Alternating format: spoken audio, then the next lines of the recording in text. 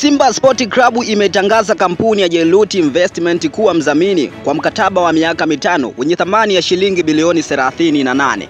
Kwa mujibu wa taarifa rasmi, mkataba huo utaingizia Simba kiasi cha shilingi bilioni 5.6 kwa mwaka, ambapo kiasi hicho kitaongezeka kwa 10% kwa kila mwaka kwa kipindi chote cha mkataba. Kupitia makubaliano hayo, Jailuti imepewa jukumu la kutengeneza na kusambaza jezi pamoja na vifaa vyote vya michezo vyenye nembo ya Simba Sport Club. Na nikujuze tu, kwa lengo la kuboresha ubora wa vifaa hivyo, Jailuti imeingia ushirikiano wa kimataifa na kampuni maarufu ya Diadora kwa ajili ya utengenezaji wa vifaa hivyo kwa viwango vya kimataifa. Lakini pia Jailuti imetoa ahadi ya kujenga uwanja wa kisasa wenye uwezo wa kuchukua watazamaji kati ya 10,000 hadi 12,000. Lakini kuna ujenzi wa ofisi ya klabu kama makao makuu ya timu.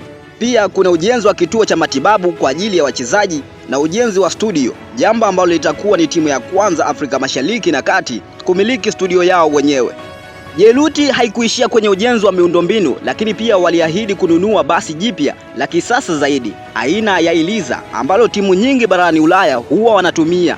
Kwa hapa Tanzania, Simba itakuwa ni timu ya pili kumiliki basi hilo, ya kwanza ikiwa ni Azam FC. Lakini pia waliahidi kutoa milioni 100 kwa mwaka kwa ajili ya kukuza soka la vijana, na pia watatoa milioni 100 kwa ajili ya maandalizi ya timu mwanzoni mwa msimu, na pia watatoa milioni 100 katika tamasha la Simba Day, na yote hayo watayafanya kwa kila mwaka. Yote kwa yote, lakini jambo ambalo limeweza kunishangaza zaidi ni kwamba Jailuti watasajili mchezaji mmoja kwa kila mwaka ambaye wanasimba wenyewe watakuwa wanamtaka. Makubaliano haya yalipongezwa na wadau mbalimbali wa michezo, wakieleza kuwa mkataba huu ni ushahidi kuwa Simba itakuwa na maendeleo ndani na nje ya uwanja. Ama kweli, hii ni kubwa kuliko East and Central Africa kama kauli mbiu ya mkutano inavyosema. Sasa unalipi la kusema juu ya jambo hili la kihistoria? Uwanja wa maoni ni wako. Drop your comment.